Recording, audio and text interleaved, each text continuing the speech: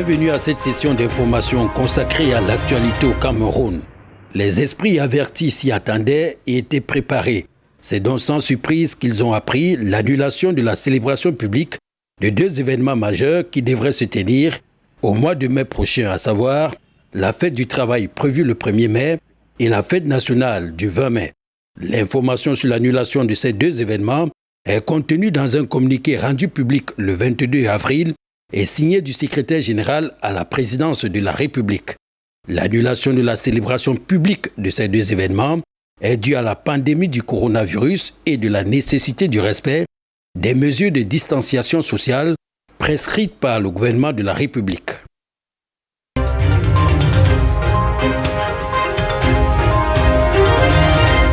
Dans le Nord, au total, ce sont 557 détenus incarcérés à la prison centrale de Garoua qui vont bénéficier des effets du décret du président de la République du 15 avril 2020 portant commutation et remise de peine. 24 d'entre eux ont d'ores et déjà recouvré la liberté le 22 avril.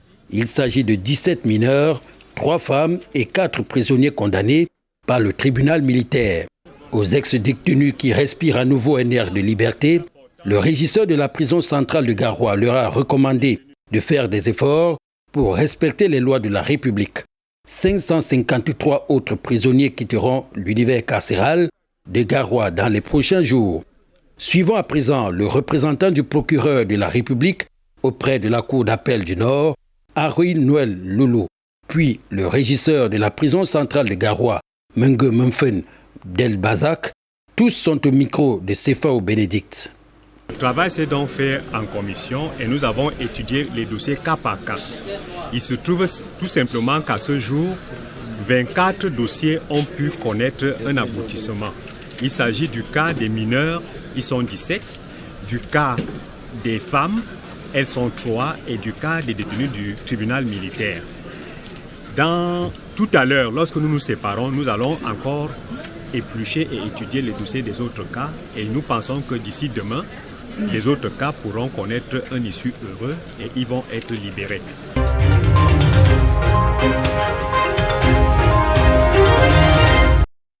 À Bafoussam, dans la région de l'Ouest, suite à la remise et commutation de peine décidée le 15 avril par le président de la République pour limiter la propagation du Covid-19 à un milieu carcéral et la lettre d'application du dit décret, 269 détenus sur 393 définitivement condamnés de la prison centrale de Bafoussam en ont bénéficié, mais 177 libérales et 92 potentiels libérales plus tard, leur peine n'étant pas à terme. C'est ce qui ressort du bilan présenté par le régisseur Paul Tuisseux au cours de la cérémonie de remise de billets de levée d'écrou aux heureux bénéficiaires. C'était à l'esplanade de la prison centrale de Bafoussam en présence des autorités judiciaires et administratives. Parmi ces libérés, 5 femmes et 10 mineurs, 10 bénéficiaires de la commutation, soit 6 de peine à mort à peine à vie et 4 de peine à vie à 1 année. Et pour leur insertion sociale, dans le cadre de son projet intitulé « Le regard au-delà de la prison », la Maison diocésaine des jeunes et des sports MJI était pour leur enregistrement et leur suivi. Bon, je suis vraiment très ému de retrouver ma liberté et dire merci au chef de l'État d'avoir pensé à nous. De se comporter en citoyen honnête, de ne pas récidiver, de ne pas revenir ici. Cette occasion nous est offerte pour prendre un plus grand nombre afin de leur donner l'occasion de se réinsérer en société.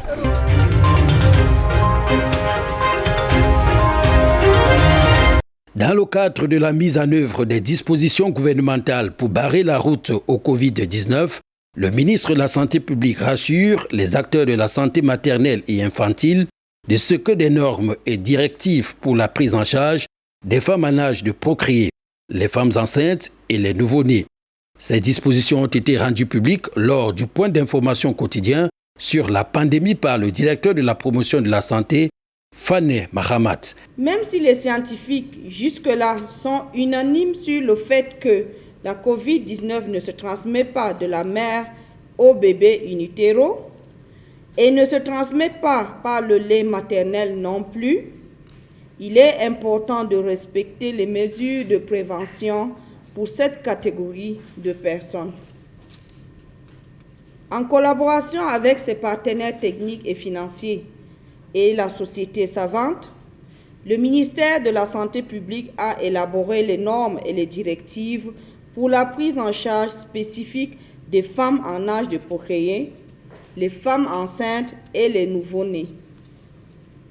Les dispositions pour la protection du personnel devant effectuer les accouchements sont prises et le ministre de la Santé publique rassure les communautés de la continuité de l'offre des services de santé maternelle, néonatale et infantile. Il encourage les femmes enceintes à continuer à fréquenter les formations sanitaires pour le suivi de leur grossesse et leur accouchement. Il en est de même des services de planification familiale, de vaccination de routine et de prise en charge du VIH et des autres IST qui restent disponibles.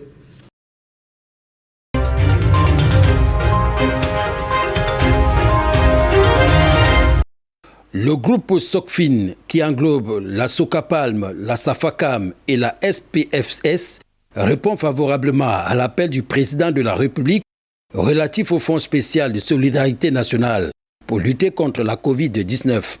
Le groupe a offert un chèque de 50 millions de francs CFA au ministre de la Santé publique, Manaouda Manachi.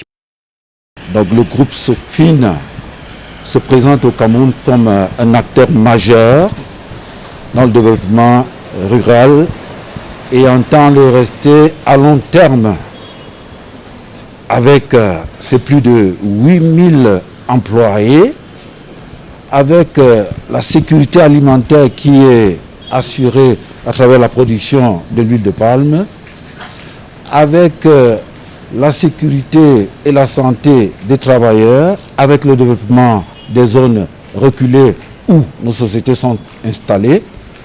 Nous avons voulu aujourd'hui contribuer au fonds de solidarité mis en place par le président de la République.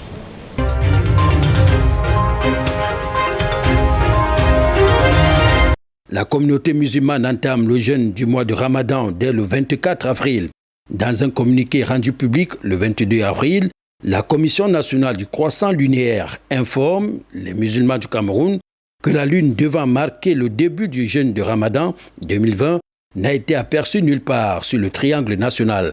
Par conséquent, le mois de Chaban sera complété à 30 jours et le jeûne débute à cet effet le 24 avril 2020. Ainsi, la fin du jeûne est prévue le 23 mai 2020 et la fête devrait avoir lieu le 24 mai 2020. Il faut dire que le Ramadan de cette année aura lieu dans un contexte particulier avec la survenue du Covid-19. Cette pandémie risque de chambouler l'ensemble des pratiques rituelles, en l'occurrence le fait de rompre le jeûne en famille et surtout les prières du matin et du soir à la mosquée. Le Ramadan, faut-il le rappeler, est le 9e mois du calendrier hégérien, calendrier auquel se réfèrent les musulmans.